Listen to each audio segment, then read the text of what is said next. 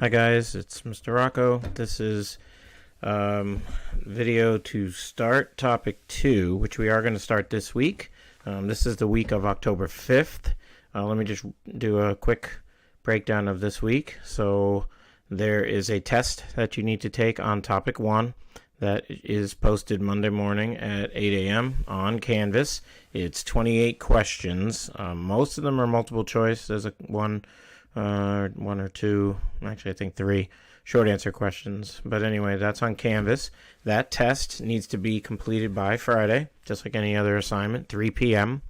The lab that you need to finish or complete by Friday, also this Friday, is lab number 2. That is the graph analysis lab. Again, the graphs are done. You just have to do the answer the questions, analyze the graphs, do the questions, do the vocab. That's due this Friday, which is October 9th by 3 p.m. Then I'm going to be making this video, so please watch the whole video in its entirety. Pause, rewind, go back if something doesn't make any sense. And then also, after you watch the video, complete the assignment. It's called Spheres of the Earth worksheet that goes with this video. So you've got topic 1 test to do this week. You've got lab number 2, the graph analysis lab, to complete. You've got this video to watch, and you've got another assignment to do that goes with this video. All that's due by Friday, 3 p.m. Okay. So let's jump right into topic 2. Topic 2 is called Measuring the Earth. It is also chapter 2 in the review book. So if you get confused or something doesn't make any sense, use chapter 2 in your orange covered review book to help you understand the material if this video is a bit confusing to you. So we're going to start out with this in this unit with the spheres of the Earth. We're going to go through the atmosphere, hydrosphere, and lithosphere. So let me pull that up. The biosphere is also a sphere. I don't cover that. That's living environment, or they used to call biology. That's why it's bio, which means life. So that is going to be all your living organisms. That's covered across the hall when you get to living environment. I cover hydrosphere, which is water. Atmosphere is the air you breathe. Most kids know hydro. Well, at least know that they know the atmosphere. Hydra, most kids know that as well. The one that they don't know is called the lithosphere. So lith, the prefix lith, L-I-T-H, comes from the word for rock. The way I remember lithosphere is it's land. So the land that you stand on is the lithosphere. L for land, L for lithosphere. So if you remember land is lith, that'll help you. L for land, L for lithosphere. So let's start with the lithosphere. So it's the outer layer of rock that forms the outer shell of the Earth. So the outermost layer of the Earth is called the lithosphere. It is about 60 miles thick, which is 100 kilometers. And the upper portion of the lithosphere is called the crust. So there's actually 2 portions to the lithosphere. The upper portion is called the crust. Let's go right to the ESRT. So this is on page 10 in your ESRT. So you should take this out and take a look at this. I'm going to just pause for a minute while you get your reference table out.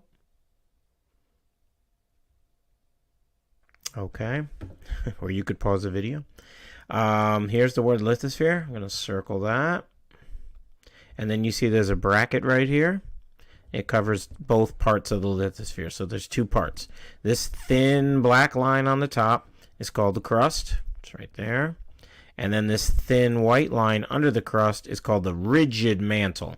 Rigid means solid. So you've got crust and rigid mantle that both make up the lithosphere. There's 2 types of crust, and that's listed over here in this density chart. This chart lists density numbers as you start at the surface, and as you go this way, down to the center of the Earth. So the center of the Earth down here where I'll make this dot. Notice the densities, which we just covered density in the first unit, how many grams per cubic centimeter. It's 2.7 to 3, then it goes 3 to 5, 9 to 12, 12 to 13. So it gets more dense, it becomes more dense as you go inside the Earth. The crust is made of 2 types of crust, continental crust, oceanic crust. Continental crust obviously means your continents: North America, South America, Africa, Asia, Australia, etc. The bedrock below us is made of mostly granite, so it's called granitic crust. You see the word granitic right there. Ocean crust is made of a rock called basalt. It's a darker gray rock, fine grain. We'll get into rocks in the spring. We'll look at rocks in detail. But if you were to go down to the bottom of the ocean, dig through the sand, and then you hit the bedrock under the ocean floor, that's basalt. If you dig through the rocks here on land, and again, most of our surface of New York State is covered with sedimentary rocks. Granite is an igneous rock. And again, I don't remember how much you remember from igneous rocks, or rocks in general when you covered them in middle school, but you have your igneous, your sedimentary, your metamorphic. So the rocks on the surface here are sedimentary. Sandstone, shale, limestone, those are sedimentary. Granite is an igneous rock, so that's below us. That's what makes up our bedrock, our foundation. Anyway, so those are the two types of crust. And then the mantle is broken up actually into three parts. The lithosphere contains the rigid mantle, that thin white line right there. Then there's two other parts to the mantle. There's this plastic mantle, which they call the asthenosphere. The asthenosphere, when they say plastic, they don't mean plastic like you think of the material plastic. Plastic means it's not solid, it's not liquid. It's kind of in between. It has some flow to it. It moves. And you can actually see that. They show it to you in these arrows. So I'm going to circle them right over here. So this is what they call convection, like a convection oven. If you have a convection oven, there's a fan in the back of your oven. That fan's purpose is to circulate the heat around in a nice circle in the oven to cook your food evenly. And that's what you see here. Convection is a circle. So you've got these arrows over here on the right are going around and going clockwise. These arrows on the left are going around and going counterclockwise. And what that's doing is right here in the middle is taking the crust of the earth and splitting it in two different directions. The right side is going to go to the right. The left side is going to go to the left. And again, we'll cover this more in the spring. That's called a divergent plate boundary. In this case, it forms a ridge down the middle of the Atlantic Ocean. The ocean floor will split and get bigger. So that's what's happening in the plastic mantle. It's called convection. That's what drives plate tectonics. If you've ever heard of plate tectonics and the continents drift apart, and you've heard of Pangea before, that's the driving force that causes plate tectonics, is this convection in this plastic mantle. And then underneath that, you've got the rest of the mantle, which is the majority of the mantle. The thickest part is called stiff mantle or stiffer. That's going to be back to solid again. So you've got this rigid mantle, that thin white line, which is solid. You've got this plasticky, again, not solid, not liquid, kind of in between. That's the asthenosphere. And then you've got the stiff mantle here. Once you go to the middle, you got your core of the earth, which is made up of two, outer core, inner core. Outer core and inner core are both made of iron and nickel. You see it's written right there. The only difference is the outer core is in a liquid phase. The inner core is in a solid phase. And again, we'll cover that more in the spring. The idea is they know that that's solid because kids are like, how do they know that that's solid and that's liquid? Studying earthquake waves. And again, I don't know if you covered this in middle school. I think you might have. There's called P waves and S waves. P waves can travel through anything. S waves can only travel through solids. So studying earthquakes and earthquake waves, when earthquakes give off these seismic waves, that's how they've been able to determine that the inside the earth there's a solid inner core and a liquid outer core. Anyway, so your job is just to remember for now the lithosphere. So the lithosphere is the crust and the rigid mantle, the thin black line and the thin white line. This picture shows the same thing. So you've got the crust on the top, you've got that rigid upper mantle here, you've got the rest of the mantle here, you've got your liquid outer core here, and you've got your solid inner core here. The best analogy I use for when I talk about the earth, I think of an egg, a hard-boiled egg. So if you take an egg out of the fridge, hard-boil it, and then open it, you'd see the thin shell of the egg is like the crust. So the crust is very thin compared to the rest of the earth. Think of it like the shell. The white, the egg white, would be like the mantle. And then the yolk in the middle of the egg would be like the core. All right, then we have hydrosphere. So hydra, oops, fix that. There we go. Hydra meaning water. So if you go for a jog, go for a run, but you forget to bring water with you, you become dehydrated, right? De meaning without water. And so you got to hydrate yourself.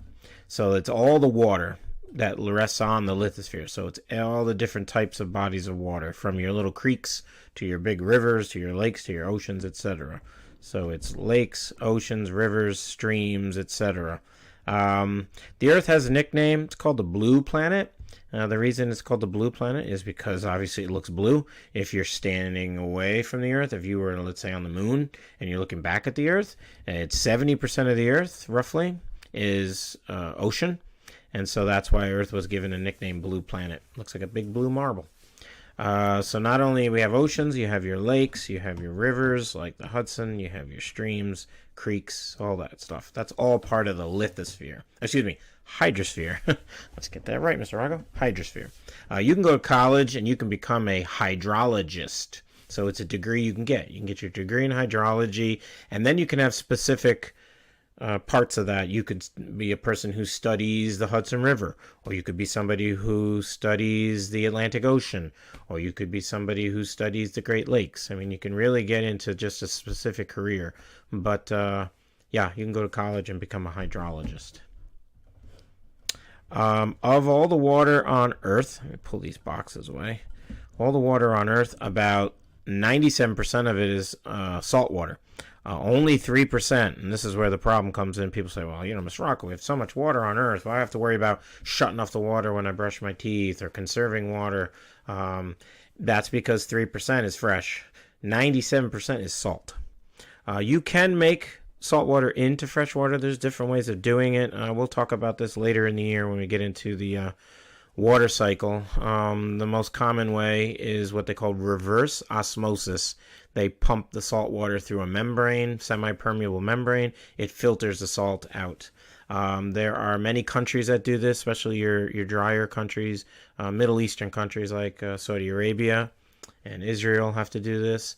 There's quite a few states in the United States that do it. Florida, Texas, California. Those are three states in particular that do have to do reverse osmosis. It's very time consuming. It's very costly. The price per gallon is probably double, triple, I think, what it costs for, normal just pulling out groundwater out of the ground. So it is a very costly process. The U.S. Navy does reverse osmosis when the ship goes out to sea for months and months and months. It's not that there's a Poland Spring guy coming up every day dropping off water. They have to get their water from somewhere, so they pull it out of the ocean and they process it through reverse osmosis. They can make quite a bit of water. I mean, I forget the number, but they make thousands and thousands of gallons a day. But, yeah, only 3% of the water on Earth is fresh, naturally. The ocean crust is your thinnest part of the crust. So continental crust is much, much thicker. That's your mountains, right? Think of the Rockies, the Appalachians, the Himalayas, Mount Everest. Those are going to be much, much thicker layer of the crust. The ocean crust is very thin. Ocean crust is only 3.8 kilometers, which is roughly like a mile and a half. So a lot of your drilling, when they drill for oil and natural gas and your resources, it's not that they don't do on land, they do, but a lot of it's done offshore. So a lot of your oil rigs are set up in places like the Gulf of Mexico or off the North Atlantic or North Pacific, where they have these big rigs out there that don't have to go very far. They go through this thinner ocean crust and they're able to get down to the oil and the deposits they need, the resources, because it's much, much thinner. This is just a breakdown of the distribution of water. So 97% of the water on Earth is salt, saline. 3% is fresh. Then you take that 3% fresh water and you put it into this middle column. Of the 3% that's fresh, almost 70%, 68.7 is frozen. Ice caps, glaciers, which is not going to be usable to us unless we melt it down. 30% is your groundwater. So if you live outside the village of Rhinebeck, you have groundwater. That's where you have a well. You pull your water from there. So that's 30% of all that fresh water. And then 0.3%, 1/3% of all the fresh water is surface water, which then gets broken down into this column. So you have 3% of all the water is fresh, 1/3 of that 3% is surface, and then the surface water is broken into this column. 2% is your rivers, like the Hudson and Mississippi, etc. 11% is your excuse me, freshwater swamps, and then 87% of all the fresh water is in your lakes. So that's 0.3% of 3%. So it's a very small fraction is actually fresh water on the surface. Very small percent. Then you take some specifics. So if you look like up here, for example, you have your 5 Great Lakes. That's 20% of all the fresh water on Earth. So it's in these 5 Great Lakes: Superior, Michigan, Huron, Ontario, and Erie. Over here is Ontario, which is on the western side of New York State. You've got where my wife went to college. She went to Oswego, put a little dot. You got Rochester right about here. You got Buffalo, which is kind of in between Ontario and Erie. Anyway, Ontario has a depth of, average depth, 283 feet, length about almost 200 miles. Erie is your shallowest Great Lake, 62 feet deep, 240 miles long. Huron over here on the eastern side of Michigan, that would be almost 200 feet deep and 200 miles long. Michigan, you got Chicago, put a dot, there's Chicago, about 280 feet deep on average and 300 miles long, so that's pretty long. And then the biggest Great Lake is Superior, way up here, and they call this the UP of Michigan, which I guess, what do they mean by UP? It's the Upper Peninsula, right? But Michigan's broken up into 2 parts. You got this peninsula of Michigan and then this peninsula of Michigan. So that's the Upper Peninsula as opposed to the Lower Peninsula. Anyway, Michigan is, or Superior, I should say, is 489 feet deep and 350 miles long. So of the 5, you take the 5 Great Lakes, that's almost 1/5, right? 20% of all your fresh water is just in those Great Lakes. Another 20% or 1/5 of all the fresh water on Earth is in a lake in Asia. It's called Lake Baikal. And I'll show you a picture of that. So you're talking almost half, right? 40% of all the fresh water on Earth is in 6 lakes. Your 5 Great Lakes and your Lake Baikal over in Asia. This is a picture to show you where Lake Baikal is. So if you look at this top picture, you've got Russia, you've got China, you've got Mongolia down here. Lake Baikal is right there, just along the southern portion of Russia. It's a very long, narrow lake, runs kind of north-south, so this is it right here. It runs about 400 miles from top to bottom. Now the depth is pretty impressive. It's 2,442 feet. So if you go back for a sec, right? Superior was almost 500 feet deep. So this lake right here, Baikal, is about 5 times deeper than Lake Superior. So that's a major source of fresh water for many areas of Asia over there. So that's a pretty important lake for them. Atmosphere. So the atmosphere is your gases that surround the Earth, and it is in layers. Now this word you'll see again when we get to rocks, especially sedimentary rocks. If you have a rock like sandstone or shale, they tend to form in layers. They call them strata. So strata is a layer, and if something is layered, they call it stratified. So the atmosphere is actually stratified or layered. It's broken up by temperature zones. This term will come up on a question, especially on a Regents, and it always throws students off because they don't know where the heck to look in the reference table, which it is in the reference table. We're going to look at that right now. So if you could, take a minute, pause the video, and pull out your ESRT and go to and you're going to need this for the assignment this week. Go to page 14 in your ESRT. So take a second, pause this video, and then pull out that ESRT and go to page 14.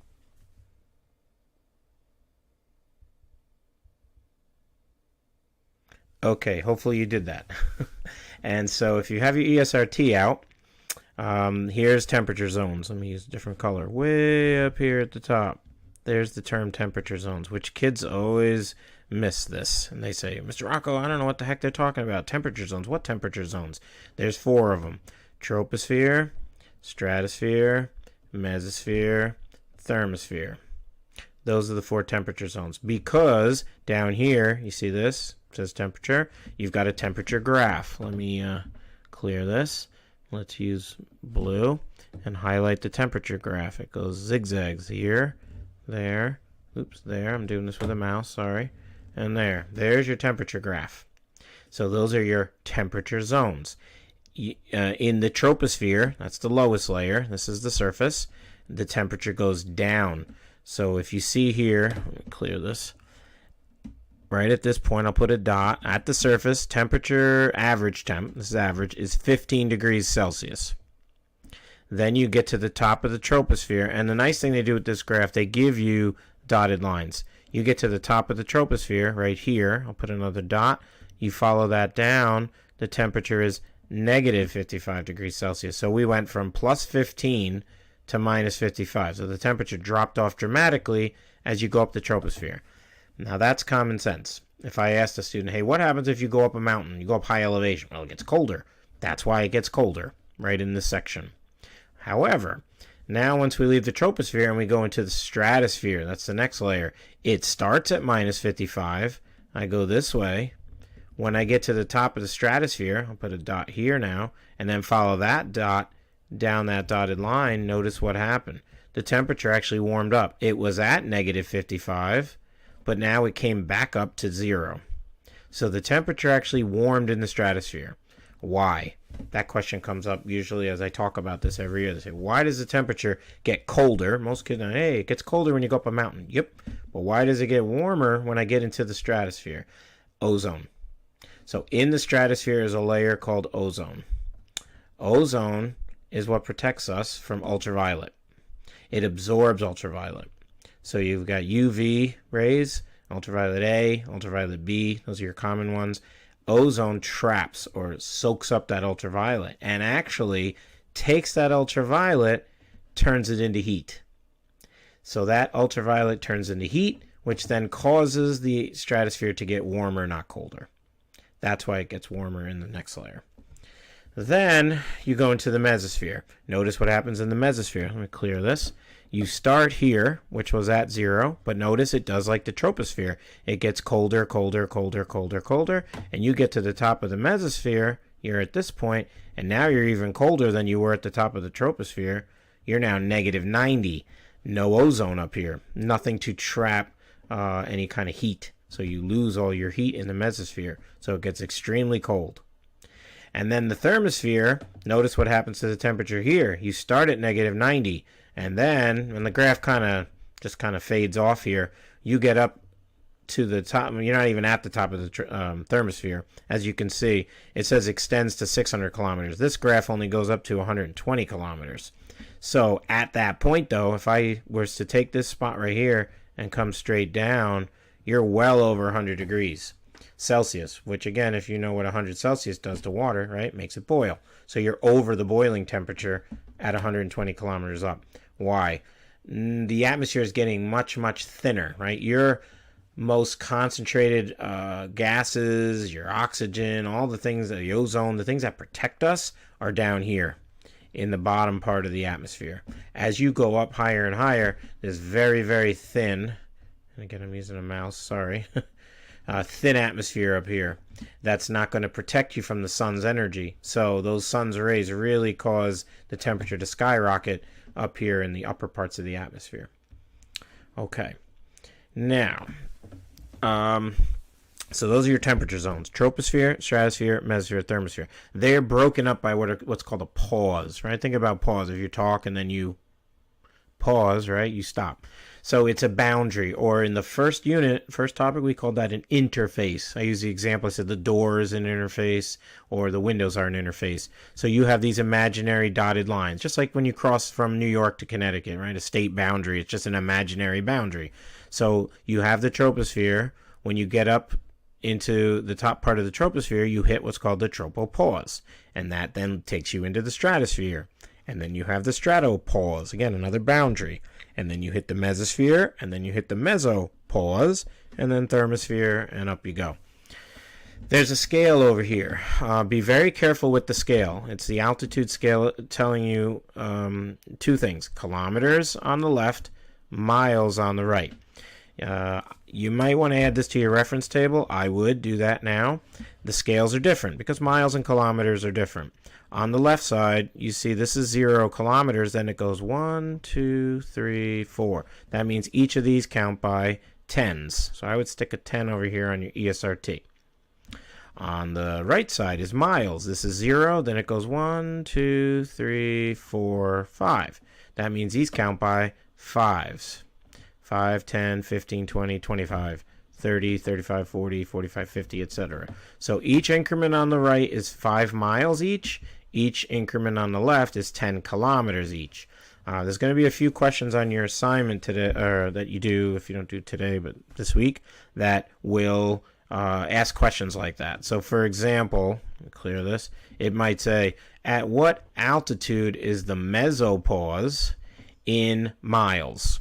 Be careful with the question, right? Make sure you give the correct. They're going to try to give you that distractor I talked about in class. If you come to class about a distractor is just trying to get you off tangent because you're not paying attention to the question. So if they said, what is the altitude of the mesopause in miles, you come across mesopause and you can see clearly the answer is 50 miles. Just make sure you're on the miles side. Guess what else they're going to give you as a choice? You guessed it. They're going to give you 80 because they're going to bet on the fact that a kid reads this and went, oh, it said miles, and I picked the left side and went with kilometers. So they're going to try to trick you and give you something like that. So just be careful. They might ask you, what altitude is the stratopause in miles? So you'd have to come across, and that's why it's important to know the scale. So here's the stratopause. Notice you're slightly above that mark. So if you remember, these count by fives. 5, 10, 15, 20, 25. This is 30. So you're looking at a little bit above, maybe 32, somewhere in that region. In kilometers, it would be what? 50, right? Because this is 10, 20, 30, 40, 50. So it's 50 kilometers, 32 miles. So again, be careful what they're asking you for on a Regents question or any kind of question. All right, you also have over here a pressure chart. Pressure is measured in a couple different units. You can measure it in square or inches, pounds, and they use what's called ATM. Not ATM like a place you go get some cash. ATM stands for atmospheres. So this graph's a little tricky. It starts at the highest pressure down here. So the graph starts right here. I'll put a purple dot. Down on the ground is the greatest pressure. It's 1 atmosphere. As you go up, the pressure line isn't going up. Like usually I'll show the students, I'll say, oh, it's increasing. No, it's going this way. But notice the way the graph's heading. As you go up, this line is getting closer, moving this way. It's moving toward the left, which is heading closer to 0. So the pressure is actually going down as you go up. Even though the line is drawn upward, it's heading toward 0. So it's 1 atmosphere at the surface. When I get to this tropopause right here, if I put a dot here and I come down, notice where I am. This would be what? A quarter, a half, 3/4, 1. So this is a quarter of an atmosphere, half an atmosphere, 3/4 of an atmosphere, 1 atmosphere. So on the ground, you're 1 atmosphere. When you get to the top of the troposphere, right at this first dotted line, you already are at 1/4 of the pressure that it was on the ground. Now you probably know pressure, that's what happens when you go up, right? Go up a mountain, go up high elevation, what do you notice? Your ears, right? Your ears will pop to adjust to the pressure. Right? Go up in an elevator, go up a tall skyscraper. Anytime you go up in elevation, you feel that popping in your ears, or come down, you feel it. So when you leave one altitude and go either up or down, you feel that ear pop. That's what happens based on this graph. So the pressure is only 1/4 the amount of pressure once you get up to the top of the troposphere. Now, if you keep going, that's a quarter. It's very hard to tell. The pressure graph, notice it keeps heading toward the left, and eventually when you get to the top of the stratosphere, you're right in this area. It looks like it's right on the line.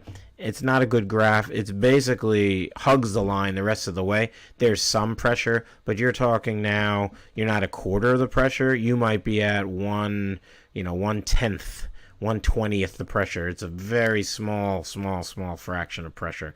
And then it stays there. Notice the line looks like it's right on zero as you go up. But it is some pressure, but it's very, very, very little pressure as you go up. Then you have your water vapor, water in the gas phase, which makes clouds. Water vapor is what makes, here's my sketch of my cloud with a mouse, right? So, and then you get rain, and you get snow, and all kinds of precip. So water vapor is what makes clouds. The water vapor graph's a little tough to see. It actually starts like right here. It doesn't go to 40. It actually starts at around 30, and this is in grams per cubic meter. So you're measuring the concentration or the density, right? The concentration of the water vapor. It's more concentrated down here. As you go up, yes, the line goes up, but notice the graph is heading, again, like this pressure graph, heading to the left, heading towards zero. So that by the time you get to the top of the troposphere, you're down to, again, very small amount. And then in the lowest part of the stratosphere, there's a little bit of water vapor still left, but only in the very, very low part of the stratosphere. This line ends here, and if you come over this way, you're talking right about here, I would say. So I'm doing the best I can make a straight line. That wasn't bad, Mr. Rocco. That's about 5, 10, maybe 15 miles up at the most is where you're going to see water vapor. Meaning once you get above 15 miles above the Earth, up in this area, and as you go up, there's no more water vapor, meaning no clouds, no weather. Think about a plane. If you've ever flown in an airplane, right, you're usually flying at your cruising altitude. You're kind of above the weather. The clouds are below you. Okay. So that's this chart. Very important chart. You've got your three scales, your temperature graph, your pressure graph, and your water concentration. Again, be careful with the two altitude scales, kilometers and miles. And again, anytime they ask you a question about temperature zones, these are your four: troposphere, stratosphere, mesosphere, thermosphere. All right, so hopefully you still have your reference table out, page 14. Let's just go through this.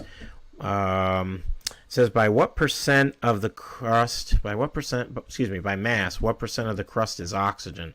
And that actually comes off page 1 in the reference table. So let me find my reference table. Give me 1 second. There it is. All right, so if you go to the SRT, and this chart you'll use for the assignment part of it. Some of the questions come off there. So by mass, what percent of the crust is oxygen? So you look up crust and then mass. Right away the key words there. Crust, mass, what percent is oxygen? Right there. Pretty easy. 46.1%, and that should be behind that box. Yes, it is. What is the inferred, remember, guessed, average density of the outer core? That's in the reference table, but not on this chart. That was a chart I went over with you a little earlier. That's on page 10. So let me go to that chart. Oops, right here. And it said, let me go back. It said outer core. Yep, outer core. So the outer core is right here. You find outer core. And then you get your densities are over here on the right. There's my number I'm looking for right there. A range, 9.9 to 12.2. Oops. So I go to that, and there it is. How many miles up is the mesopause? We just did that. Let me go back on this set of notes. It's there. How many miles up is the mesopause? So I find mesopause. I shoot across to the left. Miles is 50, right there. Go back to that. What is the lowest layer of the atmosphere called? So lowest layer or temperature zone, go back to the previous page, right? It's called the troposphere. It's right there. That should be good. And water vapor decreases to 0 at approximately how many miles up? So again, that was on the chart. We just went over that. So here's where it turns to 0. And again, if you come across, it's between closer to the 15 miles. Oops. go back. About 15 miles up. This just talks about the stages of our atmosphere. So basically, I'll just kind of read through this. It says the original atmosphere was primarily helium and hydrogen. So if you go back to the beginning of the solar system and the beginning of Earth formation, there was no oxygen in the beginning. It was hydrogen helium, which happens to be the gases that stars are made of. Our sun is made of hydrogen helium. 3.5 billion years ago, volcanoes release steam, CO2, carbon dioxide, ammonia. This leads to atmosphere number 2, which was primarily CO2, carbon dioxide, and water vapor, a little bit of nitrogen, no oxygen. The second atmosphere had 100 times as much gas as the current atmosphere. So that second atmosphere was a very choking atmosphere. So original atmosphere, hydrogen, helium. 3.5 billion years ago, now we're talking carbon dioxide and water vapor. No oxygen, but very thick atmosphere. It says here, believe that the greenhouse effect, right? CO2 is a major greenhouse effect. You know that. That's going to cause our temperatures to really increase. And then it says during the next few million years, water vapor condensed to form rain in oceans, which began to dissolve that CO2. 50% of the CO2 would then get absorbed into the oceans. One of the earliest types of bacteria were cyanobacteria. So these bacteria, like a plant, right, is going to use that carbon dioxide, okay, to produce oxygen. Fossil evidence indicates these bacteria existed 3.3 billion years ago and were the first oxygen-producing phototrophic organisms. They were responsible for the initial conversion of our atmosphere from an anoxic state to an oxic state. So we went from no oxygen to now having oxygen. Oceans in the beginning were not blue. They were green. They got their blue as more oxygen started to develop. And then what happened is, as that excess oxygen was in the oceans, that oxygen that eventually came out of the water started to go into the atmosphere, and that's what sort of supplied our atmosphere with the oxygen that we needed. It says, being the first to carry out oxygenic photosynthesis, they were able to convert the CO2 into oxygen, which played a major role in oxygenating the atmosphere. Tough word. Photosynthesizing plants would later evolve and convert more CO2 into oxygen. Over time, the extra carbon became locked up in our fossil fuels. So carbon ended up in a lot of your rocks, which ended up in your fossil fuels, carbon-based, right? Oil and petroleum-based products. As oxygen was released, it reacted with ammonia to release nitrogen. In addition, bacteria also converted ammonia into nitrogen. As more plants appeared, the levels of oxygen went up and the CO2 levels went down. And that's what led to our current atmosphere, which is at 78% nitrogen, 21% oxygen. Again, these numbers are right on the front of your reference table. So we went from hydrogen, helium, step 1, to the carbon, a lot of carbon dioxide in atmosphere 2, to now nitrogen, oxygen, atmosphere number 3. Does that mean we're done with our atmosphere development? No, we know that. But at this point in Earth's history, that's where we're at. We're in our third stage. This just talks about the different atmospheres, so I'll read these over quickly. And I kind of touched on some of this. The troposphere, again, is our lowest layer of the atmosphere. Goes up about 10 kilometers, 6.2 miles, or 33,000 feet. Humans live in the troposphere. All weather occurs in the troposphere. Most of your clouds, again, appear here because 99% of water vapor is in the troposphere, which we went over a little while ago. Air pressure goes down, and temperature gets colder as you go higher into the troposphere. The next layer is the stratosphere. Stratosphere goes from the top of the troposphere to about 50 kilometers, or about, we said, 32 miles.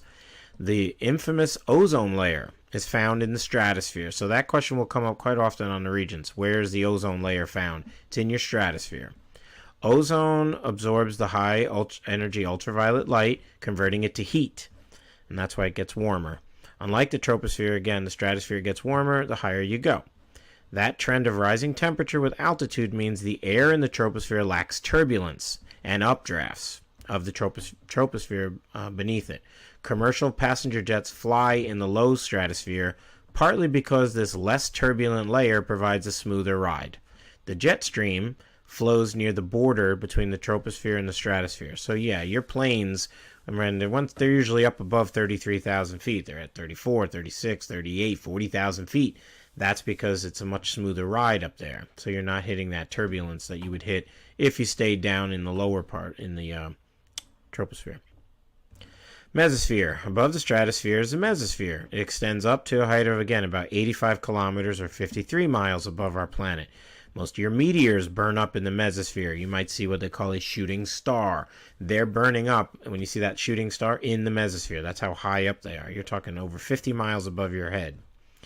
Unlike the stratosphere, temperatures again get colder as you go up through the mesosphere. The coldest temperatures on Earth, again about negative 90 Celsius or negative 130 Fahrenheit, are found near the top of the mesosphere. The air in the mesosphere is far too thin to breathe. Air pressure at the bottom layer is well below 1%. Again, it's a very small fraction of air pressure and continues to drop as you go up. And then your thermosphere. The layer of very rare air above the mesosphere is called your thermosphere. High-energy X-rays and ultraviolet from the sun are absorbed in the thermosphere, raising its temperature to hundreds or at times thousands of degrees. So collecting all these X-rays will cause the temperature in the thermosphere to really skyrocket. However, the air in this layer is so thin that it would feel freezing cold to us. In many ways, the thermosphere is more like outer space than any part of the atmosphere. Many satellites actually orbit Earth within the thermosphere. Variations in the amount of energy coming from the sun exert a more powerful influence on both the height of the top of the thermosphere and the temperature within. Because of this, the top of the thermosphere can be found anywhere from 500 to 1,000 kilometers above the ground. Temperatures in the upper thermosphere can range from 500 Celsius to 2,000 Celsius, 3,600 plus Fahrenheit. The aurora, or the northern lights, and the southern lights occur in the thermosphere. And then again, these two layers wouldn't worry so much about. You have what's called the exosphere, and you have the ionosphere. It says, although some experts consider the thermosphere to be the upper layer of our atmosphere, others consider the exosphere to be the actual final frontier. As you might imagine, the air in the exosphere is very, very, very thin, making this layer even more space-like than the thermosphere. In fact, air in the exosphere is constantly through very gradually leaking out of our atmosphere into outer space. There's no clear-cut upper boundary where the exosphere finally fades away into space. Different definitions place the top of our exosphere between 100,000 kilometers and 190,000 kilometers, which is 120,000 miles above the surface. The latter value is about halfway to the moon. So, yeah, a lot of debate over how far out does our atmosphere really go, technically. And then the ionosphere is not a distinct layer like others mentioned. Instead, the ionosphere is a series of regions in parts of the mesosphere and thermosphere where high-energy radiation from the sun has knocked electrons loose from their parent atoms and molecules. The electrically charged atoms and molecules that are formed in this way are called ions. So an ion, you might gain an electron or lose an electron, giving the ionosphere its name and endowing this region with some special properties. And let me pause. Okay, so this was a pretty long video. I apologize. I do have this little clip. I might post it on Canvas. You don't have to watch it, but it's kind of cool. Several years ago, there was a guy named Felix Baumgartner. He did a jump out of the stratosphere. He did a free fall. You might have seen this already or heard about it. It's a 8-minute video, I think. I'll post it separately. Again, it doesn't have anything to do with the assignment, but it is kind of cool to watch. And you'll see him. He goes up into the stratosphere, and he sets the record for the highest free fall. And it was like a big stunt that he did. It was sponsored by Red Bull, the Red Bull drink. And I'll post that on Canvas so you can actually watch that. And again, it doesn't have anything to do with the assignment, but it's kind of cool to watch. All right, that's it for this video. Sorry it went a little long, but that'll be the only video this week, and then do that assignment. It's called Spheres of the Earth, and then don't forget to do the test and also do the finished up that graph lab. Okay, hope you have a good week, and I will talk to you soon. Bye.